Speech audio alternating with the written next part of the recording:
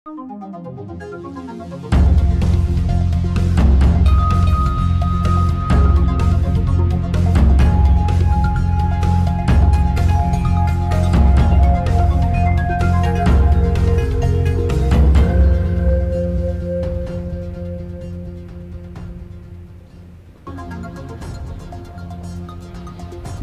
यो news 24 television prime time न्यूजमा स्वागत छ। अपहरण फौजदारी अभियोग हो। लुम्बिनी प्रदेशकी सांसद बिमला ओली खत्रीले आफूलाई मुख्यमन्त्रीले अपहरण गरेर बन्धक बनाएको आरोप लगाइन्। एमाले लुम्बिनी संसदीय दलले अपहरणको आरोप अस्वीकार गर्यो। जिम्मेवार सांसदले नै अपहरण गरेको आरोप लगाउँदा धेरै प्रश्नहरू उठेका छन्। अपहरण गरेको भन्ने सांसद खत्रीले उजुरी किन दिएकी छैनन्? यदि अपहरण भएकै हो भने उनले उजुरी दिनुपर्छ र कानुनी कारबाहीको प्रक्रिया अघि बढ्नुपर्छ। नत्र सस्तो लोकप्रियताका लागि गम्भीर अभियोग किन लगाइयो? पार्टी एकतामै अल्झिएको नेकपा एमालेमा ओली पक्ष र माधव पक्ष बीच कुरा मिलिहाल्ने अवस्था छैन। माधव पक्ष एकताका लागि 10 बुँदे सहमति कार्यान्वयन गर्न तयार रहेको छ। उसले महाधिवेशनका गतिविधि रोक्न आग्रह गरेको छ, तर ओली पक्ष पार्टीका कुनै पनि गतिविधि नरोकिने अडानमै छ। सत्तारूढ नेपाली कांग्रेसको महाधिवेशन अन्योल बनेको छ। रामचन्द्र पौडेल पक्षले महाधिवेशन नहुने बताउने विशेष महाधिवेशनको प्रस्ताव गरेको छ, तर महामन्त्री शशाङ्क कोइराला मङ्सिरमा महाधिवेशन गर्नुपर्ने पक्षमा उभिएका छन्। उता उपसभापति विमलेन्द्र निधि भने भदौ 16मा नै महाधिवेशन हुनेमा विश्वस्त छन्। हामीसँग कोरोना संक्रमणको अवस्था, संक्रमण फैलदै जाँदा काठमाडौँमा भिडभाड उस्तै रहेको सम्बन्धी न्यूज र स्पोर्ट्स इन्टरनेशनल न्यूज पनि रहेका छन्। अब प्राइम टाइम न्यूजका हेडलाइन्स। लुम्बिनी प्रदेश सांसद बिमला ओली खत्रीले लगाएको संगीन आरोपमा मुख्यमन्त्री पोखरेल मौन। कारबाहीका लागि जाहेरी दिनुपर्ने कानून व्यवसायीहरूको राय।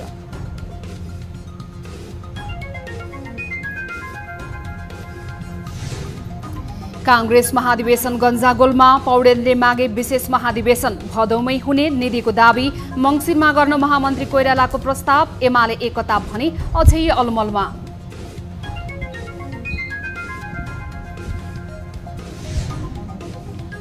भूमि आयोग खारेज गर्ने सरकारको निर्णय विरुद्ध सर्वोच्च अदालतमा रिट। आयोग खारेजीले संविधानको धारा 37 उल्लङ्घन भएको रिटमा उल्लेख।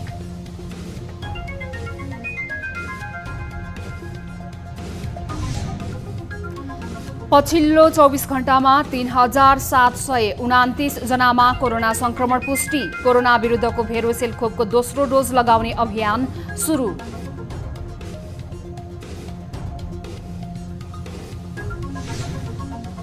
र खानेतेलको मूल्य 7% बढ्यो। अभाव सिर्जना गरेर मूल्य बढाएको उपभोक्ता कर्मीको आरोप। बजार अनुगमन शून्य।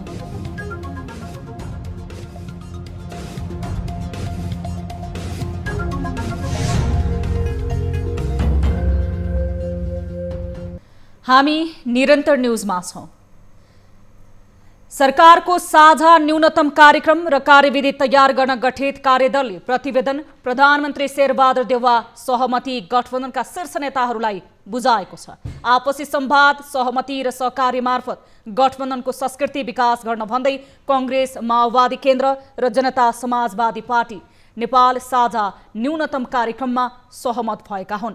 कार्यदलले तयार पारेको संयुक्त सरकारको साझा न्यूनतम कार्यक्रमको प्रारम्भिक मस्यौदामा लाल आयोगको प्रतिवेदन सार्वजनिक गर्ने, तराई मधेसमा भएका विभिन्न आन्दोलनको बेला लगाइएका मुद्दाहरूको पुनरावलोकन गरी अन्यायपूर्वक बन्दी बनाइएकाहरूको रिहाई गर्ने लगायतका विषय समेटिएका छन्।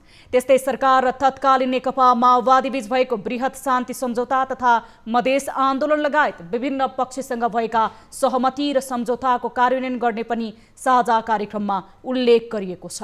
त्यसैगरी सत्य निरूपण तथा मेलमिलाप आयोग, बेपत्ता व्यक्ति छानबिन आयोगको ऐन संशोधन गर्ने र आयोगलाई आवश्यक स्रोत, साधन र जनशक्ति उपलब्ध गराई शान्ति प्रक्रियाको बाँकी काम छिट्टै सम्पन्न गर्ने पनि कार्यदलले बुझाएको साझा कार्यक्रममा उल्लेख छ। सशस्त्र संघर्षको बेला गिरफ्तार गरिएका बन्दीहरूलाई बृहत शान्ति सम्झौताको भावना अनुसार रिहाई गर्ने संयुक्त सरकार सञ्चालनका लागि तयार साझा न्यूनतम कार्यक्रममा उल्लेख गरिएको छ।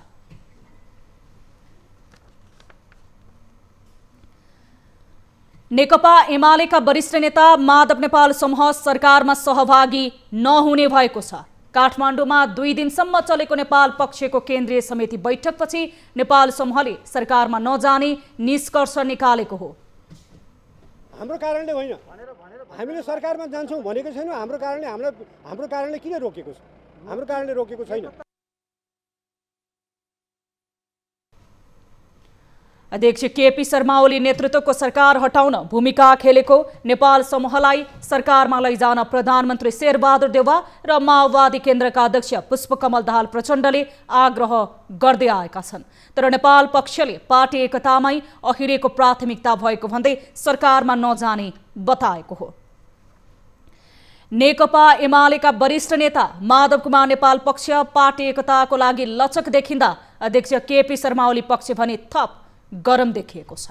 यसअघि कार्यदलमा भएको 10 बुँदे सहमतिमा असन्तुष्ट देखिएको नेपाल पक्ष अहिले भने सोही सहमतिको आधारमा पार्टी एकतामा अघि बढाउन तयार हुँदै महाधिवेशनको गतिविधि रोक्न माग गर्ने तहमा पुगेको छ। तर पनि संस्थापन पक्षले महाधिवेशनको गतिविधि नरोक्ने प्रष्ट संकेत दिएको छ। एक रिपोर्ट। सर्वोच्च अदालतले प्रतिनिधि सभा विघटन विरुद्धको मुद्दामा फैसला सुनाउने अघिल्लो दिन अर्थात् असार 27 गते नेकपा एमालेको दुवै पक्ष सम्मिलित कार्यदलले 10 बुँदे सहमति जुटाएको थियो। तर सहमतिको केही बुँदामा वरिष्ठ नेता नेपाल सहितका प्रभावशाली नेताहरूले आपत्ति जनाएपछि सहमति अल्पत्रमा परेको थियो। तर शुक्रबार सम्पन्न नेपाल पक्षको केन्द्रीय कमिटी बैठकले 10 बुँदेकै आधारमा पार्टी एकता प्रक्रिया अघि बढाउने निर्णय गरेको छ। 2 दिनसम्म चलेको बैठकपछि नेपाल समूहले 10 बुँदे सहमति कार्यान्वयनका लागि वार्ता निरन्तर अघि बढाउने भन्दै एकताको प्रक्रियाका लागि थप निर्णयको जिम्मा स्थायी कमिटीलाई दिने निर्णय गरेको छ। पार्टी एकताका लागि कुराकानी र वार्ता चलिरहेका बेला सदस्यता नवीकरण सहितका काम रोक्न पनि अध्यक्ष केपी शर्मा ओली पक्षसँग आग्रह गर्ने नेपाल पक्षको भनाइ छ। अहिलेसम्म भएका 10 बुँदे सहमति लगायतका सहमतिहरूले एकताको आधार निर्माण गरेका छन्। 10 बुँदे सहमति लगायतका सहमतिहरूलाई कार्यान्वयन गर्दै एकताका थप आधारहरू तयार पार्न कुराकानी र वार्ता निरन्तर भइरहेको छ। हामीले पार्टीलाई एकताबद्ध बनाउने दिशातर्फ सजगताका साथ अघि बढ्न आवश्यक छ। यस सम्बन्धमा थप निर्णयहरू गर्ने जिम्मेवारी स्थायी कमिटीलाई दिइएको छ। नेपाल पक्षले यस्तो माग गरेको केही बेरमै संस्थापन समूहको भने कडा प्रतिक्रिया आएको छ। शुक्रबार विधान संशोधनमा समेट्नुपर्ने विषयबारे छलफल गर्न अध्यक्ष ओलीले बोलाएको बैठकमा एकताका लागि पार्टीका गतिविधि नरोक्ने बारे छलफल भएको थियो। ओली पक्षले स्थानीय तहको चुनाव नजिक आइरहेको पार्टी महाधिवेशन गर्नुपर्ने अवस्थामा पार्टीका काम रोक्न नसकिने अडानमा छ। छलफलको नाममा हामी अनन्तसम्म पार्टी कामलाई रोक्ने, पार्टी एकदम गत्यावरोध भए स्ट्याग्नेसनमा जाने, स्थानीय चुनाव नजिक आउन थालिसक्यो, त्यसबारेमा कुनै पनि तयारी नहुने, पार्टीको महाधिवेशन गर्नुपर्ने समय नजिक आइसक्यो। नेता नेपाल पक्षका कार्यदलका सदस्यहरू संस्थापनसँग सहमति जुट्ने विश्वास देखिए पनि सोही समूहका केही नेताहरू भने सहमति जुट्नेमा आशावादी देखिँदैनन्। पार्टीमा सँगै बस्यौँ भने हामी केपीहरूलाई चाँडोभन्दा चाँडो नियन्त्रण गर्न सक्छौँ र पार्टीलाई पनि एउटा असल कम्युनिस्ट पार्टी बनाउन सक्छौँ। तर त्यो टेक्ने ठाउँ नै दिन हुँदैन, तल पारेर मात्रै ल्याउनुपर्छ भन्ने जुन केपी ओलीको इरादा देखिन्छ हो, त्यो इरादासँग हामी सतर्क छौँ। पार्टी एकताको कुरा अब हुँदैन भन्ने परिस्थितिमा पुग्यो भने सरकार पनि हामीले बनाएको हो, त्यहाँ जान हामी तयारै छौँ। संस्थापन समूहको साउन 24 गते बैठक बस्दैछ। सो बैठकपछि पार्टीभित्र सम्मानजनक अवस्था बन्ने, एकता हुन सक्नेमा अझै पनि नेपाल समूहभित्र झिनो आशा छ। तर महाधिवेशनका गतिविधि नरोक्ने निर्णयले भने नेपाल पक्षको आशा निराशामा परिणत हुने सम्भावना बलियो देखिएको जानकारहरू बताउँछन्। न्युज 24 टेलिभिजनका लागि क्यामेरामा मदन सापकोटाको साथमा टिभी जर्नलिस्ट जगन्नाथ दुलालको रिपोर्ट। लुम्बिनी प्रदेशसभा सदस्य बिमला कुमारी ओली खत्रीले मुख्यमन्त्री कार्यालयमा आफूलाई बन्धक बनाएर राखिएको भन्दै पत्रकार सम्मेलन गरेको 24 घण्टा बितिसकेको छ। तर न त उनले प्रहरीमा लिखित जाहेरी दिएकी छन्, न त उनलाई बन्धक बनाउनेहरू नै अहिलेसम्म पक्राउ परेका छन्। यसमा मुख्यमन्त्री शङ्कर पोखरेल पनि मौन छन्। शरीर बन्धक जस्तो जघन्य अपराधमा किन सांसदले उजुरी दिएनन्? उजुरी दिएमा के हुन्छ? एक रिपोर्ट। लुम्बिनी प्रदेश सभामा सत्तारूढ दल एमाले र विपक्षी गठबन्धन बीच रस्साकस्सी चलिरहँदा सांसद ओली अपहरणमा परेको आशंका गरियो। माओवादी केन्द्रकी सांसद ओली कतै सत्तारूढ एमालेसँग मिलेकी पो हुन् कि भन्ने कतिपयले लक पनि काटे। तर बिहिबार ओलीले पत्रकार सम्मेलन गर्दै रहस्य बाहिर ल्याइन्। बुटोलमा पत्रकार सम्मेलन गर्दै उनले मुख्यमन्त्री शङ्कर पोखरेलको कार्यालयमा आफूलाई बन्धक बनाएर राखिएको आरोप लगाइन्।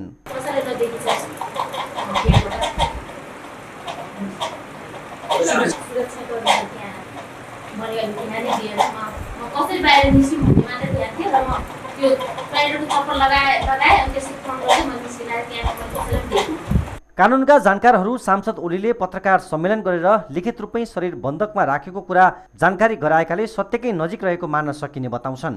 घटनाको प्रकृति हेर्दा मुलुकी अपराध संहिताको दफा 212 को शरीर बन्धकको कसुर देखिएको उनीहरू बताउँछन्। जसरी चाहिँ शरीर बन्धकमा राखियो भन्ने कुरा बाहिर आएको छ र त्यो कुरा उहाँले चाहिँ लिखित रूपमा पत्रकार सम्मेलन गरेरै जानकारी गराउनु भएको छ। अब लिखित रूपमा उहाँले पत्रकार सम्मेलन गरेर जानकारी गराएको विषय भएको हुनाले यो कुरा अब सत्य नै हो भन्ने कुरा अनुमान गर्नुपर्ने भयो। किन भन्दा उहाँले जिम्मेवारी पूर्वक यो कुरा राख्नु भएको छ र यसको प्रकृति हेर्दाखेरि यो आपराधिक प्रकृतिको देखिन्छ। यो एउटा जघन्य अपराधको प्रकृतिको देखिन्छ। शरीर बन्धकको कसुरमा संलग्नलाई 10 वर्षसम्म कैद सजाय हुन सक्ने व्यवस्था छ। तर पत्रकार सम्मेलन गरेर मात्रै छानबिनको दायरामा ल्याउन गाह्रो हुने र लिखित जाहेरी दिएर प्रहरीलाई अनुसन्धानमा सहज बनाइदिँदा दोषीलाई कारबाही गर्न सहज हुने उनीहरूको राय छ। प्रहरीकोमा लिखित रूपमा उजुरी हाल्नुपर्छ। प्रहरी पनि यत्तिकै पूर्वाग्रही भएर कसैलाई छानबिनको दायरामा ल्याउने भन्ने कुरा गाह्रो हुन्छ। उनीहरूले पनि उजुरी आयो त्यसकारणले म गर्न बाध्य भएँ भनेर जुनसुकै पदमा भएको होस् उसलाई कानुनको दायरामा ल्याउन सजिलो हुन्छ। त्यसकारणले यो चाहिँ प्रहरीलाई सजिलो पनि बनाइदिनुपर्छ। हामीले यति कुरा चाहिँ हाम्रो पनि दायित्व, नागरिकको पनि दायित्व। नेपालको राजनीतिमा सांसद अपहरण र बन्धक बनाउने प्रलोभनमा पार्ने विषय चर्चामा आइरहन्छ। तर जघन्य अपराध भएको आरोप पत्रकार सम्मेलन गरेर लगाए पनि कानुनी उपचारका लागि भने उनीहरूले अग्रसरता देखाउँदैनन्। त्यसले भने घटना रहस्यमय बनाउने गरेको छ। शरीर बन्धक नै बनाएको हो भने दोषीमाथि कारबाही हुनै पर्छ। तर राजनीतिक स्टन्टका लागि कसैमाथि आरोप लगाइएको हो भने त्यस्तो कार्यमा संलग्नले पनि उन्मुक्ति पाउनुहुन्न। न्युज 24 टेलिभिजनका लागि टिभी जर्नलिस्ट जगन्नाथ दुलालको रिपोर्ट। क्रियाशील सदस्यता विवाद समाधान नहुँदा नेपाली कांग्रेसको 14औं महाधिवेशन अन्योल बनेको छ। शीर्ष नेताहरूले तोकिएको मिति भदौ 16 गतेमै महाधिवेशन हुन नसक्ने अभिव्यक्ति दिन थालेका छन्। कांग्रेसका वरिष्ठ नेता रामचन्द्र पौडेल पक्षले अहिलेकै अवस्थामा 14औं महाधिवेशन हुन नसक्ने बताएका हुन्। पौडेल पक्षले क्रियाशील सदस्यता विवाद बल्झाए नियमित महाधिवेशनको अवस्था सभापति शेरबहादुर देउवा पक्षले टार्न खोजेको आरोप समेत लगाएका छन्। उहाँले पुरानै महाधिवेशन प्रतिनिधिको सहभागिता विशेष महाधिवेशनको प्रस्ताव गर्नुभएको छ। वरिष्ठ नेता रामचन्द्र पौडेल आफैले विशेष महाधिवेशनमा जानुपर्ने बताउनु भएको छ। र कहीँ तोकिएको छैन। कार्यकाल कसको तोकिएको छ? केन्द्रीय समितिको तोकिएको छ, समितिहरूको तोकिएको छ। त्यसो भएको हुनाले कमसेकम 3 सदस्य बसेर हाम्रो अन्तिम शक्ति भनेको पनि महाधिवेशन हो। पार्टीको सर्वोच्च शक्ति भनेकै महाधिवेशन हो। महामन्त्री शशाङ्क कोइरालाले पनि क्रियाशील सदस्यता विवाद समाधान नहुँदा तोकिएको मितिमा महाधिवेशन हुन नसक्ने बताउनु भएको हो। चितवनमा सञ्चारकर्मीसँग कुरा गर्दै उहाँले विशेष महाधिवेशन भन्दा मङ्सिरमा नियमित महाधिवेशन गर्नुपर्ने प्रस्ताव राख्नु भएको छ। धनुषा पुग्नुभएका उपसभापति विमलेन्द्र निधिले भने तोकिएकै मितिमा महाधिवेशन हुने दावी गर्नु भएको छ। उहाँले आफू 14औं महाधिवेशनमा सभापतिकै उम्मेदवार रहेको पुनः दोहोर्याउनु भएको छ। भूमि आयोग खारेज गर्ने सरकारको निर्णय विरुद्ध सर्वोच्च अदालतमा रिट निवेदन दर्ता भएको छ। शुक्रबार अधिवक्ता प्रवेश केसीले भूमि आयोग खारेज गर्ने सरकारको निर्णय विरुद्ध रिट निवेदन दर्ता गराएका हुन्। उक्त रिट निवेदनमाथि आइतबारका लागि पेशी तोकिएको छ। प्रधानमन्त्री तथा मन्त्री परिषदको कार्यालय, प्रधानमन्त्री शेरबहादुर देउवा, भूमि व्यवस्था, सहकारी तथा गरिबी निवारण मन्त्रालयलाई विपक्षी बनाइएको रिटमा भूमि आयोग खारेज गर्ने मन्त्री परिषदको निर्णय बदर गर्न माग गरिएको छ। आयोग खारेज भएपछि अध्यक्ष देवी गेवाली लगायत पदाधिकारी स्वत पदमुक्त भएका छन्। सरकारको निर्णय संविधानको धारा 37ले आवासको हक प्रत्येक नागरिकलाई हुनेछ भनी गरेको व्यवस्थाको प्रतिकूल हुने रिटमा उल्लेख गरिएको छ। सरकारले संवैधानिक दायित्व अन्तर्गत गठन गरेको आयोगलाई स्वामित्व ग्रहण नगरी राजनैतिक प्रेरणाबाट प्रभावित रही खारेज गर्दा नेपाली नागरिक, दलित समुदाय एवं भूमिहीन नागरिकको हक अतिक्रमित भएको रिटमा उल्लेख गरिएको छ। मन्त्री परिषदको साउन 19 को बैठकले भूमि आयोग खारेज गर्ने निर्णय गरेको थियो।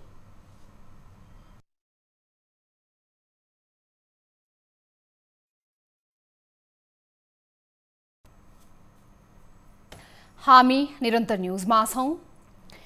स्वास्थ्य समितिमा सरकारले बीपी कोइराला स्वास्थ्य विज्ञान प्रतिष्ठानको समस्या समाधानका लागि कार्यदलले गरेको सिफारिस कार्यान्वयन गर्ने निर्णय भएको छ। बीपी कोइराला स्वास्थ्य विज्ञान प्रतिष्ठानमा देखिएको समस्या समाधान गर्न सरकारले कार्यदल गठन गरेको थियो। कार्यदलले स्थलगत अध्ययनका क्रममा प्रतिष्ठानको आम्दानी घट्दै गएको, शैक्षिक स्तर क्रमशः खस्कदै गएको, प्रतिष्ठानमा आर्थिक अनियमितता बढ्दै गएको, प्राज्ञिक क्षेत्र तथा कर्मचारीको वृद्धि विकास रोकिएको, स्वायत्तता हस्तक्षेप हुन थालेको, पदाधिकारी बीच असमझदारी बढेको लगायतको समस्या देखिएको उल्लेख गरेको छ। यसै विषयमा आज प्रतिनिधि सभाको शिक्षा तथा स्वास्थ्य समितिमा स्वास्थ्य तथा जनसङ्ख्या राज्यमन्त्री उमेश श्रेष्ठले कार्यदलले गरेको सिफारिस कार्यान्वयन गर्ने बताउनुभयो।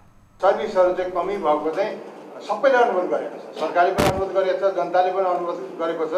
यस विषयमा चाहिँ सर्वपक्ष लागेर अगाडि बढौँ। तर यो सुरुमा अहिले चाहिँ बीपी कोइराला स्वास्थ्य प्रतिष्ठानमा चाहिँ सरकारले गम्भीर भएर चाँडै सिनेट बोलाएर छानबिन समिति बोलाएर चाहिँ कारबाही गर्ने चाहिँ सरकारको प्रतिबद्धता जाहेर चाहिँ गर्छ। राज्यमन्त्री श्रेष्ठले प्रतिष्ठानको सिनेट बैठक बोलाएर छानबिन गरी अनियमितता र खराब आचरण गर्नेलाई कारबाही गर्न प्रधानमन्त्रीले निर्देशन दिएको पनि जानकारी गराउनु भएको छ। बैठकमा समिति सदस्यहरूले प्रतिष्ठान लगायत अत्यावश्यक सेवा दिने र जनसरोकारसँग प्रत्यक्ष सम्बन्ध राख्ने संस्थालाई व्यवस्थित बनाउनु पर्ने धारणा राखेका थिए। अब त्यहाँ शल्यक्रिया अघि भन्नुभएको छ, मैले खगराजीको शब्द लिँदा शल्यक्रिया नै जरुरी छ त्यहाँ। तर कसको नेतृत्वमा त्यो शल्यक्रिया गर्ने एकदम राम्रो लिडरसिप भएन भने त बिमारी त मर्छ। अस्पतालहरूले पूर्वाधार बनाए, मेडिकल कलेजहरूले ती स्वयंमा ल्याइदिने भनेर भन्ने मान्नु होइन। तिनको पूर्वाधारको जिम्मा कसले लिने? ती भत्काइदिने हामीले। त्यस कारण त्यहाँभित्र सहयोगै मापदण्ड बनाउने भने सिफ्ट फेर्ने भयो भने कि बिहान कि बेलुका गर्नु पर्छ। यसअघि छानबिन कार्यदलले बीपी कोइराला स्वास्थ्य विज्ञान प्रतिष्ठानका पदाधिकारीको आचरण र व्यवहार, खरिद प्रक्रिया लगायत विभिन्न क्षेत्रगत विषयमा सुधारका लागि सिफारिस गरेको थियो। स्वास्थ्य तथा जनसङ्ख्या मन्त्रालयले कक्षा 12 को परीक्षा स्थगित गर्न सिफारिस गरेको छ। यसबारे निर्णय गर्न राष्ट्रिय परीक्षा बोर्डको बैठक भोलि बोलाइएको छ। कोरोना महामारीका कारण रोकिएको कक्षा 12 को परीक्षा 31 साउनदेखि सुरु गर्ने तय भएको थियो। बोर्डले भौतिक दूरी कायम गरी एउटा कक्षामा 25 जना मात्रै विद्यार्थी राख्ने गरी तयारी थालेको थियो। तर पछिल्लो समय संक्रमण बढेको भन्दै स्वास्थ्य मन्त्रालयले परीक्षा रोक्न शिक्षा मन्त्रालय र कोभिड-19 संकट व्यवस्थापन केन्द्रलाई सिफारिस गरेको छ। मन्त्रालयले शुक्रबार मात्र सीसीएमसीलाई पत्र लेखेर कक्षा 12 को परीक्षा भौतिक रूपमा सञ्चालन गर्न दिइएको अनुमति पुनर्विचार गर्न आग्रह गरेको छ। त्यही अनुसार सीसीएमसीले शिक्षा मन्त्रालय पत्र पठाएको छ भने मन्त्रालयले परीक्षा बोर्डलाई निर्देशन दिएको छ। परीक्षा बोर्डका अनुसार कक्षा 12 को परीक्षाका लागि 3,74,000 विद्यार्थीले परीक्षा फारम भरेका छन्। यस्तै 2077 सालको एसईई को नतिजा सोमबारसम्म प्रकाशित गर्ने राष्ट्रिय परीक्षा बोर्डको तयारी छ।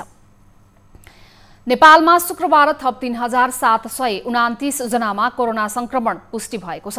देशभर गरिएको 9,493 पीसीआर परीक्षणका क्रममा 2,430 र 6,182 एन्टिजेन परीक्षणका क्रममा 1,279 जनामा कोरोना संक्रमण पुष्टि भएको स्वास्थ्य मन्त्रालयले जनाएको छ।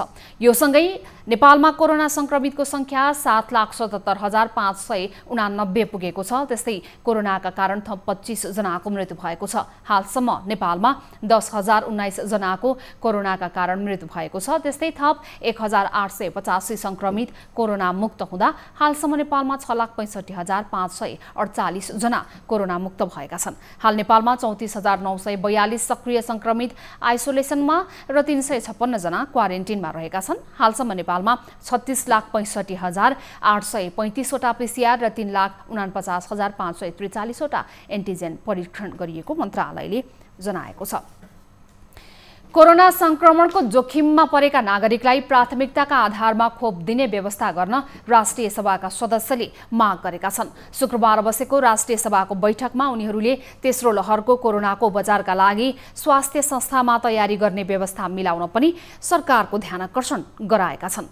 बैठकमा सांसद तारादेवी भट्टले राष्ट्रिय गौरवका आयोजनामा काम गर्ने श्रमिकलाई पहिलो प्राथमिकतामा राखेर खोप लगाउने व्यवस्था गर्न माग गर्नुभयो। राष्ट्रिय गौरवका आयोजनाहरूमा काम गर्ने कामदारहरू जो लकडाउनको समयमा पनि नियमित काम गरिरहे, जोखिममा काम गरे, उनीहरूको लागि कसैले खोपको पहल गरेन, उनीहरू जोखिममा काम गर्न बाध्य भए। त्यसैले उनीहरूको लागि यथाशीघ्र खोपको व्यवस्था गर्न यस सम्मानित सदन मार्फत सरकारको ध्यानकर्षण गराउँदछु। कुल बजेटको 7% भन्दा बढी स्वास्थ्य क्षेत्रमा छुट्याइएको उल्लेख गर्नुहुँदै उहाँले कार्यान्वयन हुने वातावरण बनाउन माग गर्नुभएको छ। सांसद रामनारायण बिडारीले संसद विघटन गरेर अध्यादेश मार्फत संसदीय सुनवाई नगरी संवैधानिक निकायका पदाधिकारी नियुक्त गरिएको, त्यस विरुद्ध सर्वोच्चमा मुद्दा परेको अवस्थामा सुनवाईको अवस्थाका बारेमा जानकारी माग गर्नुभएको छ। सुनवाई गर्नुपर्ने त्यो पनि नगरेर संविधानले अनिवार्य सुनवाई भनेको छ अध्यक्ष महोदय, बिना सुनवाई नियुक्ति हुँदैन। त्यहाँ राष्ट्रपति पनि चुक्नु भयो, सुनवाई भएको छैन सोध्नु भएन। संविधानले सुनवाई अनिवार्य गरेका थियो। धारा 292 लाई बरखिलाफ गरेर जुन प्रकारले आयो त्यो प्रकारका पदाधिकारीहरू छन्। सांसद कमल ओलीले केपी ओली नेतृत्वको पूर्व सरकारले ढाल्ने दलले जनताले चाहे अनुरूपका कार्यक्रम दिन नसकेको बताउनु भयो। काटेको भन्दा रिपोर्ट पर्खने कुरा हुन्छ। बीपीले त्यति बेला रिपोर्ट पर्खेको भए के हुन्थ्यो? आज बीपीको नाम रहन्थ्यो। समयलाई चिन्न नसक्ने, समयलाई हाँक्न नसक्ने, कति बेला कसको सरकार गिर्छ र पदमा बसौला भन्नेहरूबाट मुलुक कदापि चल्न सक्दैन।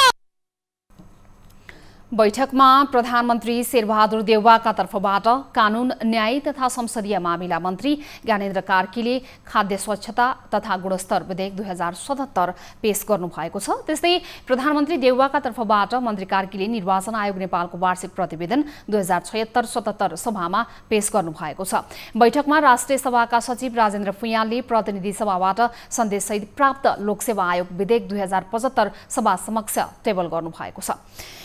कोभिसिल्ड खोप लगाएका ज्येष्ठ नागरिकले खोपको दोस्रो मात्रा 5 महिनापछि लगाउन पाउने भएका छन्। सरकारले साउन 25 गतेदेखि कोभिसिल्ड खोपको पहिलो मात्रा लगाएका 13.5 लाख ज्येष्ठ नागरिकलाई दोस्रो मात्रा खोप लगाउने भएको छ। जापान र भुटानले उपलब्ध गराएको अक्सफोर्ड एस्ट्राजेनेकाको खोप लगाउने तयारी गरेको स्वास्थ्य मन्त्रालयले जनाएको छ। अक्सफोर्ड एस्ट्राजेनेकाले विकास गरेको र भारतको सेरम इन्स्टिच्युटले उत्पादन गरेको कोभिसिल्ड खोपको पहिलो मात्रा 13.5 लाख ज्येष्ठ नागरिकलाई गत चैतमा नै लगाइसकिएको थियो।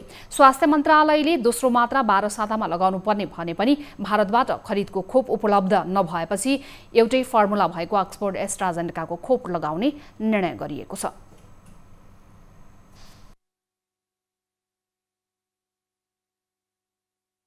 25 गतेदेखि कोभिसिल्ड एस्ट्राजेनेका भोलि र पर्सि आउने सहितलाई गरेर जापानबाट प्राप्त हुने सहितलाई गरेर त्यो दोस्रो डोज पनि लान खोजिरहेका छौँ।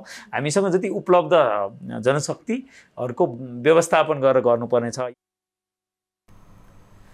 जापानले नेपाललाई कोभ्याक्स सुविधा मार्फत 16 लाख डोज एस्ट्राजेनेकाको खोप उपलब्ध गराउँदैछ, जसमध्ये शनिबार र आइतबार 2 चरणमा 4-4 लाख डोज खोप नेपाल आउँदैछ। बाँकी 8 लाख डोज खोप 10 दिनपछि आउने बताइएको छ। शुक्रबार भुटानले दिएको 3 लाख डोज एस्ट्राजेनेका खोप आइसकेको छ। स्वास्थ्य मन्त्रालयको तथ्याङ्क अनुसार नेपालमा 43,59,277 जनाले पहिलो मात्रा र 21,30,900 जनाले दोस्रो अर्थात् पूर्ण खोप लिइसकेका छन्। असोज मसान्तसम्म 33% जनसङ्ख्यालाई खोप लगाइसक्ने सरकारी लक्ष्य छ। जनस्वास्थ्य विज्ञहरूले कोरोना भाइरसको तेस्रो लहरको चेतावनी दिएका छन्। स्वास्थ्य मन्त्रालयले कोरोनाको फैलदो अवस्थालाई ध्यानमा राख्दै भिडभाड नगर्न र आवश्यक स्वास्थ्य मापदण्ड कायम गर्न आह्वान गरेको छ। तर राहदानी विभागमा सेवाग्राहीको भिड हुने गरेको छ। एक रिपोर्ट। निषेधाज्ञा खुकुलो भएसँगै अहिले राहदानी बनाउनेको भिड बढेको छ। राहदानी विभागमा पुग्ने सेवाग्राहीको यो भिड एकैछिन हेर्नुहोस् त।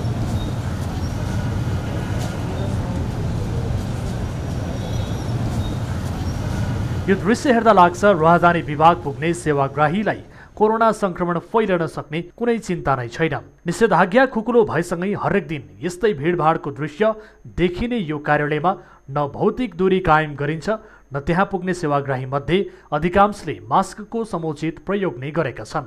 शुक्रबार न्युज 24 को टिम त्यहाँ पुग्दा पनि भिडभाड उत्तिकै थियो। त्यहाँ स्वास्थ्य मापदण्डको पनि प्रभावकारी पालना गरिएको थिएन। तर कार्यालयमा पुग्ने केही सेवाग्राहीले यस्तो अवस्थाले महामारी झनै फैलन सक्ने चिन्ता व्यक्त गरेका छन्। कोरोना छ भनेर सबै बन्द गरिरहेछ, तर हेर्नु न यहाँ कोरोना त यहाँ त अब के भनौँ, यो फैलेर यो रोगको दोष छैन जस्तो लाग्छ क्या मलाई। हाम्रो यो अब हामी नागरिकको त बाध्यता हो होइन। अहिलेको समय परिस्थिति यस्तै छ। हेर्नु सर, कोभिडको समस्या सरकारले भन्नुहुन्छ 4-5 जना मान्छे बसेर मात्रै यता व्यवहार गर्नुहोस् भन्छ। हेर्नुहोस् यहाँ कति 300-400 जना मान्छे छ, काउन्टर छ एउटा। गाउँबाट त्यत्रो राजस्व बटालेर ल्याएको हुन्छ, हामीले पनि एउटा 5 10,000 तिरेको हुन्छ। यो पैसा कहाँ लान्छ? के 2-4 जना स्टाफ थपेर काउन्टर थप्न सकिन्न सरकारले?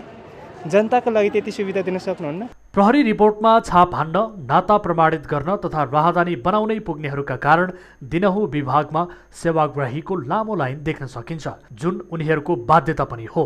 पारिवारिक अवस्था कमजोर भएकाहरू देशमा रोजगारीको अवसर नपाएर विदेशी न बाध्य छन्। सरकारी निकायबाट हामीलाई केही रोजगारहरूको अवसर नपाउँदाखेरि त्यही हाम्रो पारिवारिक समस्याको कारणले हामी वैदेशिक जान बाध्य परेछ। यता पछिल्लो समय विभागमा राहदानीका लागि आवेदन दिनेहरूमा जिल्लाबाट आवेदन दिनेको संख्यामा वृद्धि भएका कारण भिडभाड बढेको राहदानी विभागका प्रवक्ता राजेन्द्र पाण्डे बताउँछन्। कोरोना महामारी नियन्त्रणका लागि स्वास्थ्य मापदण्ड पालना नभएकोमा विभाग जवाबविहीन बनेको छ। जिल्लाबाट यस बीचमा चाहिँ हवाई यातायातबाट धेरै जसो जिल्लाहरूबाट राहदानीको फर्म आउने गर्थ्यो। त्यो हवाई यातायात पनि आन्तरिक उडानहरू रोकिएको कारणले समयमा फर्म प्राप्त हुन सकेन। अनि यो सडक यातायात खुलिसकेपछि मान्छेहरू त्यो सिफारिस लिएर यहाँ राहदानी बनाउन आउनेहरूको सङ्ख्या बढेको छ। विभागका अनुसार नेपालबाट 3 थरीका पासपोर्ट जारी हुने गर्छ। कूटनीतिक रातो पासपोर्ट, सरकारी विशेष पासपोर्ट, नीलो पासपोर्ट र सर्वसाधारणले प्रयोग गर्ने हरियो पासपोर्ट जारी हुने गरेको छ। विभागले 10 वर्षमा 69 लाख पासपोर्ट जारी गरिसकेको छ। तीमध्ये सबैभन्दा बढी सर्वसाधारण नागरिकले प्रयोग गर्ने हरियो पासपोर्ट जारी भएको छ। हरियो पासपोर्ट 68,24,000, विशेष पासपोर्ट 22,000, कूटनीतिक पासपोर्ट 17,000 जारी भएको छ। शरणार्थीले प्रयोग गर्ने ट्राभल डकुमेन्ट 2,300 जारी भएको छ। तर पछिल्लो समय निषेधाज्ञा खुकुलो भएसँगै विभिन्न देशका लागि रोजगारीमा जान चाहनेको संख्या पनि बढेकाले पासपोर्ट लिनेको संख्या वृद्धि भइरहेको छ। तर कोरोनाको तेस्रो लहर फैलिसकेको विज्ञहरूले बताइरहँदा कार्यालयमा देखिने यस्तो भिडभाड भने झनै खतराको घोतक हुन सक्छ। त्यसैले कार्यालयहरूमा स्वास्थ्यका मापदण्ड कडाइका साथ पालना गर्न गराउन अत्यन्त जरुरी छ। न्युज 24 टेलिभिजनका लागि क्यामेरामा कान्छा डङ्गोलका साथमा टिभी जर्नलिस्ट राजन ढकालको रिपोर्ट। हामीसँग न्युजहरू अझै बाँकी छन्। समय हो लाइफ बोय हात धुने ब्रेकको।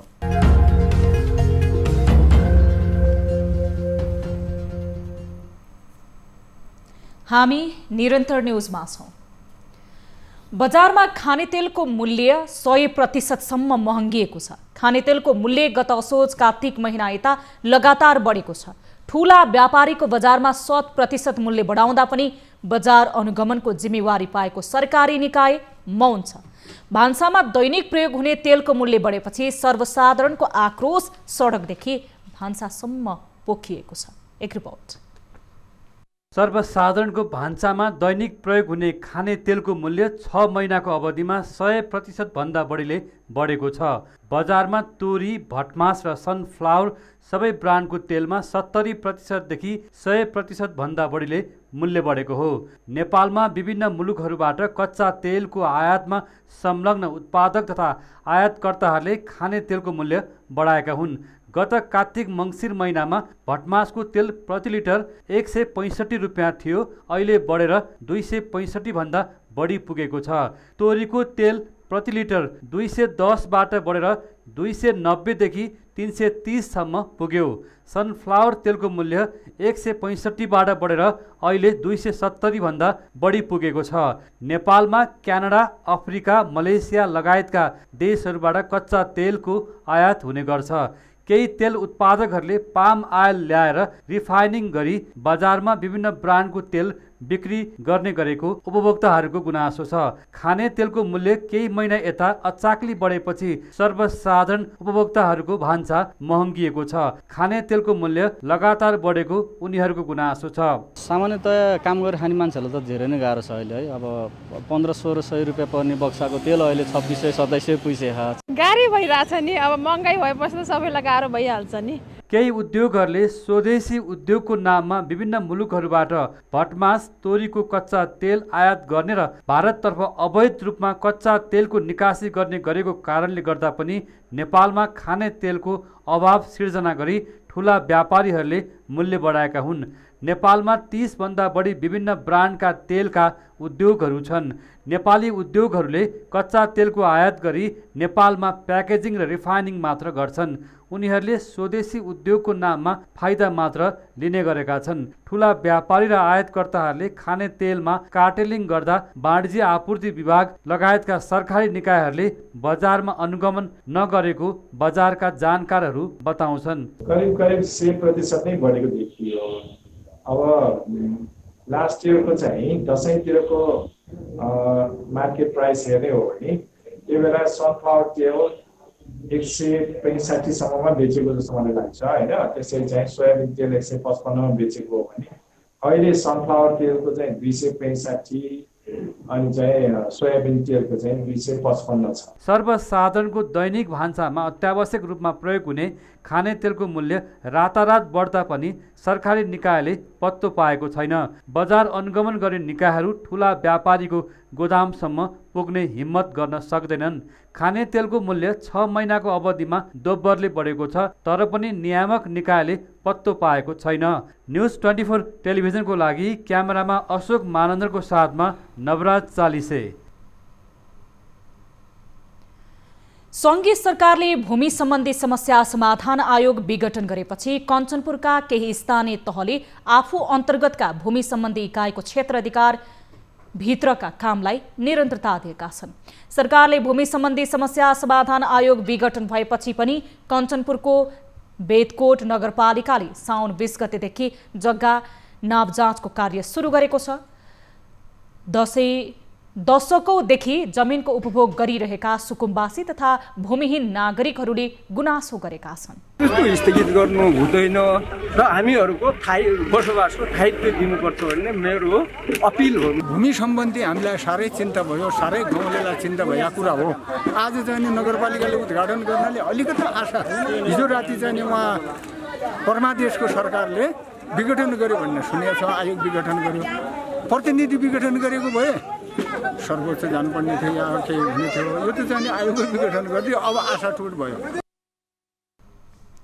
हिजोका दिनमा आएका विभिन्न आयोगले फारम भरेपछि उसले गरेको कार्य खारेज हुने प्रक्रिया भएपछि अबका दिनमा स्थानीयहरूले गरेको कार्यलाई निरन्तरता दिनुपर्ने स्थानीयहरूका पदाधिकारीहरूले पनि बताएका छन्। जो जुन किसिमले आयोगको फारमहरू भरिए, फारम भरिसकेपछि अर्को आयोग बन्ने बित्तिकै त्यो फारमहरू खारेज हुने कुरा, त्यो काम गरेका कुराहरू सम्पूर्ण कुराहरू खारेज हुने प्रक्रिया थियो। अब चाहिँ यो कुराहरू खारेज हुँदैन। हामीले जे जति कामहरू गरेका छौँ त्यो कुराहरू जोसुकै आयोग बने, जुनसुकै पार्टीको, जुनसुकै रङको, जुनसुकै समूहको आयोग बने पनि त्यो आयोगले निरन्तर रूपमा यो कामलाई अगाडि बढाउनु पर्नेछ।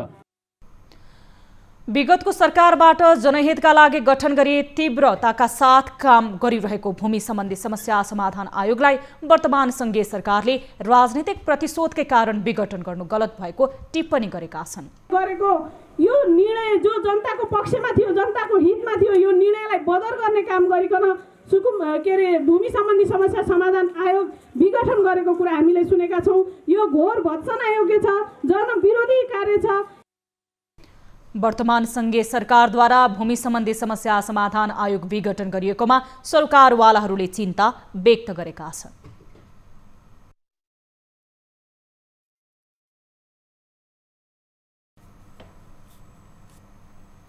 हामी निरन्तर न्यूजमा छौं। कैलालीको निर्माणाधीन अवस्थामा रहेको मोहना अत्तरिया सडक खण्डमा दुर्घटना बढेको छ। धनगढी उपमहानगरपालिका वडा नम्बर 2 मोहना पुलदेखि गोदावरी नगरपालिकाको अत्तरिया बजारसम्मको करिब 14 किलोमिटर दूरीको 6 लेन सडकमा 2 महिनामा दुर्घटनामा परि 11 जनाले ज्यान गुमाइसकेका छन् भने 40 जना घाइते भएका छन्। समयमै सडकको निर्माण कार्य सम्पन्न नहुँदा तथा नेपाल आयल निगमको सुदूरपश्चिम क्षेत्रीय कार्यालय अगाडि पेट्रोलियम पदार्थ बोक्ने ट्याङ्करहरू सडकको दुवैतर्फ पार्किङ गर्ने गरिएका कारण दुर्घटना बढेको स्थानीयको भनाइ छ।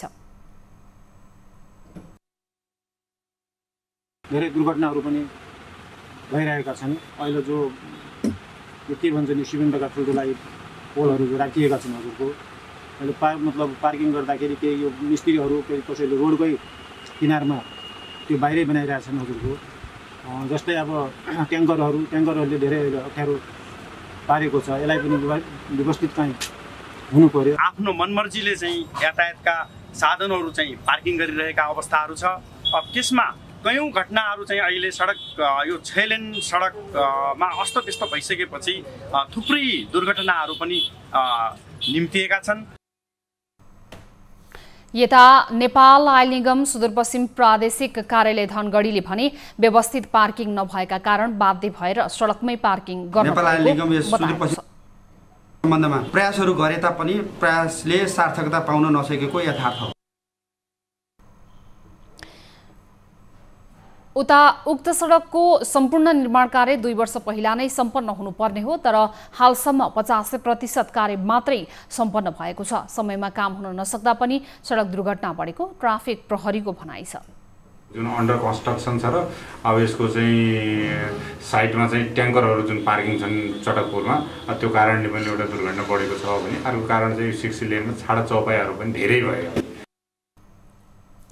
निर्माण कम्पनीको लापरवाहीका कारण निर्माण कार्य ढिलाइ हुनका साथै सडक दुर्घटना बढेको भन्दै स्थानीयवासी आक्रोशित बनेका छन्। निर्माण कार्य समयमै सम्पन्न गर्नुपर्ने स्थानीयको माग छ। आज श्रावण कृष्ण चतुर्दशी उपत्यका लगायत नेवार समुदायले विभिन्न जिल्लामा गठिमङ्गल पर्व मनाएका छन्। भूत भगाउने परम्परागत चलन अनुसार मनाउँदै आइएको यो पर्व नेवार समुदायमा अन्य पर्वको सुरुवातको रूपमा पनि हेरिन्छ। एक रिपोर्ट। श्रावण कृष्ण चतुर्दशीका दिन मनाइने गठामुग पर्व काठमाडौँ उपत्यका लगायत नेवार समुदाय भएका विभिन्न जिल्लामा मनाइन्छ। भूतको प्रतीकका रूपमा चौबाटोमा नर्कट ठड्याई सिंगारिएको मानिसलाई टोल टोलमा जगात माग्न लगाएर मनाउने प्रचलन पनि छ। यसका साथै ढोकाको चौकस वा दैलोमा फलामको त्रिखुट्टे ठोक्ने चलन पनि रहिआएको छ। महादेवको भक्त मानिने घण्टा कर्णले उनको स्तुति गाउँदै बालबालिका चोरेर लैजान थालेपछि महादेवले घण्टा कर्णलाई कानमा झुन्ड्याई धरतीमा आउन अनुमति दिएको भन्ने किम्वदन्तीमा आधारित भएर यो पर्व मनाउने गरिएको हो। यस पर्वमा बिहान घर आँगन सफा गरी ध्यान स्नान तथा कुमार कार्तिकेयको पूजा गर्ने गरिन्छ। यस दिनमा धातुको औँठी वा बाला लगाउनाले भूत प्रेतले नछुने र घरको समेत रक्षा हुने जनविश्वास रहिआएको छ। घर घरको चाहिँ सबै सफा गरेर अनि चाहिँ घरको सबै बसेर त्यो चाहिँ भूतको नाउँमा अब मासु भयो, जाँड भयो, अनि त्यसै छापे भयो, यो चाहिँ लसुन भयो होइन, यस्तो खालको राखेर अनि त्यसमा पूजा गरेर आफ्नो जिउमा पनि त्यस्तो नपसोस् भनेर त्यस्तो चाहिँ जिउमा चाहिँ के भन्छ भाकल गरेर जिउलाई चाहिँ स्वेपी गरेर त्यसमा चाहिँ राखेर फालिदिन्छ। जानकारहरूका अनुसार 14औं शताब्दीदेखि मनाइँदै आइरहेको यस पर्वमा गठेमङ्गल नाम गरेको नरबक्षी राक्षस मारिएको सम्झना स्वरूप हरियो नर्कट, नेगालो अथवा गहुँको छ्वाली मिसाएर 3 खुट्टे राक्षसको स्वरूप बनाई दोबाटो वा चौबाटोमा उभ्याउने चलन पनि छ। आजको दिनमा चाहिँ 3 वटा नर्कट राखेर उहाँको चाहिँ फोटो राखेर घण्टा गर्न भनेर अनि उसलाई चाहिँ त्यो पुतलीहरू बनाएर उसको श्रीमती भनेर बिहा गरिदिएको जस्तो हुन्छ। आज चाहिँ गठ्यामुललाई अनि त्यो केटी दिन्छु भनेर फकाइराखेको हुनाले भरे हामीले पुतली बनाएर घर घरबाट त्यसलाई केटीको रूपमा त्यसलाई छकाएर चाहिँ त्यो चुनाइदिन्छ के गठ्यामुलमा चुनाइदिन्छ अनि चाहिँ खोलाबाट त्यसलाई फाल्दाखेरि अब त्यही लगेर आज चाहिँ हामीले त्यहाँ बागमतीमा बगाएको हो। पछि गएर उता चाहिँ खोन्नामा त्यहाँ चाड मानिन्छ। गोपाल वंशावली अनुसार गठेमङ्गललाई भैरवको प्रतीकका रूपमा मानेर नवविवाहित नारी पुरुषले दर्शन गर्ने चलन छ। क्यामेरामा अशोक मानन्दरका साथ टिभी जर्नलिस्ट अनुला महर्जन, काठमाडौँ। अब बिजनेस न्यूज।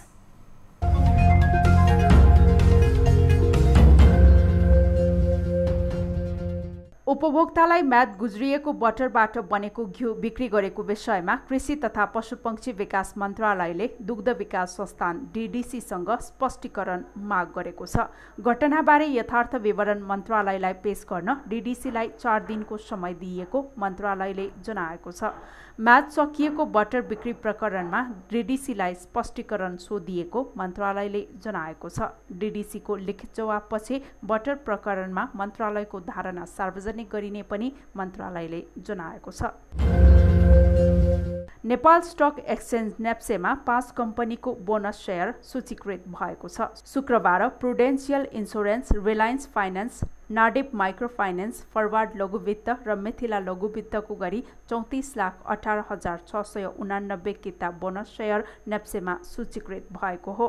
प्रुडेन्शियल इन्स्योरेन्सको 8,21,145.60 किता बोनस शेयर सूचीकृत भएको छ। इन्स्योरेन्सले अघिल्लो आर्थिक वर्षको मुनाफाबाट शेयरधनीलाई 8% बोनस वितरण गरेको थियो।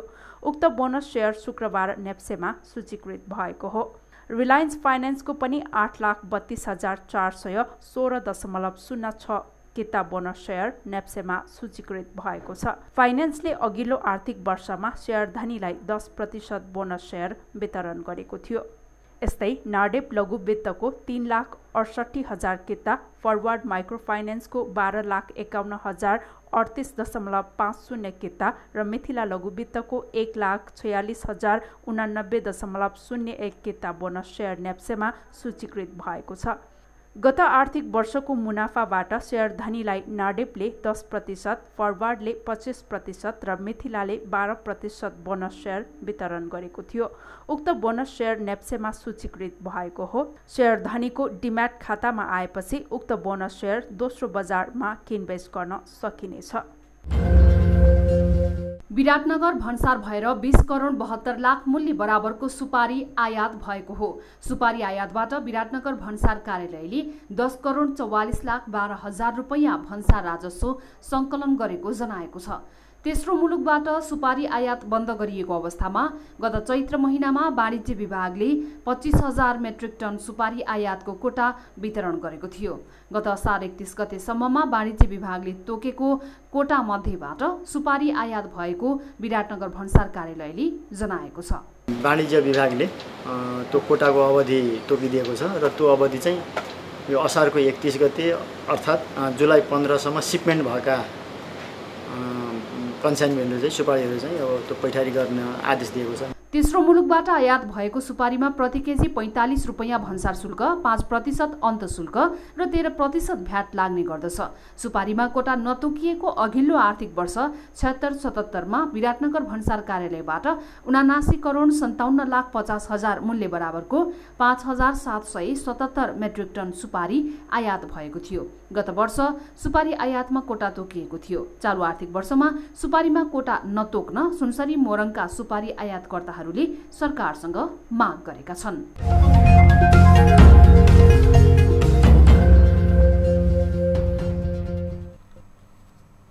हामीसँग न्युजहरू अझै बाँकी छन्। समय हो लाइफ बोय हात धुने ब्रेकको।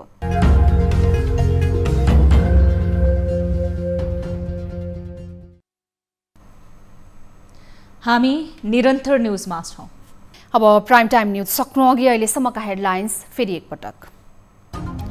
लुम्बिनी प्रदेश सांसद विमलावली खत्रीले लगाएको संगीन आरोपमा मुख्यमन्त्री पोखरेल मौन।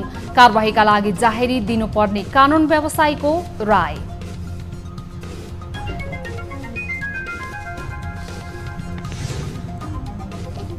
कांग्रेस महाधिवेशन गन्जागोलमा पौडेलले मागे विशेष महाधिवेशन।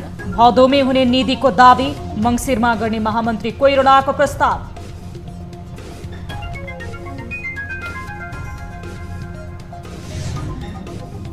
भूमि आयोग खारेज गर्ने सरकारको निर्णय विरुद्ध सर्वोच्च अदालतमा रिट। आयोग खारेजीले संविधानको धारा 37 उल्लङ्घन भएको रिटमा उल्लेख।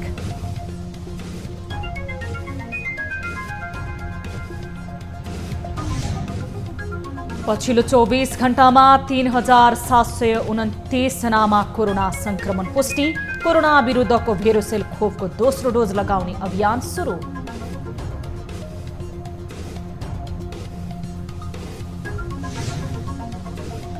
र खानेतेलको मूल्य 7% बढ्यो। अभाव सृजना गरेर मूल्य बढाएको उपभोक्ता कर्मीको आरोप। बजार अनुगमन शून्य।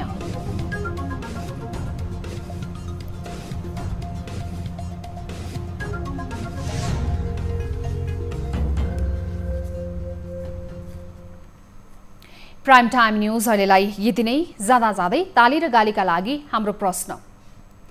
मन्त्री परिषदलाई पूर्णता दिन नसक्नु शेरबहादुर देउवा सरकारको कमजोरी हो भन्नेले तालीमा र होइन भन्नेले गालीमा भोट गर्नुहोला।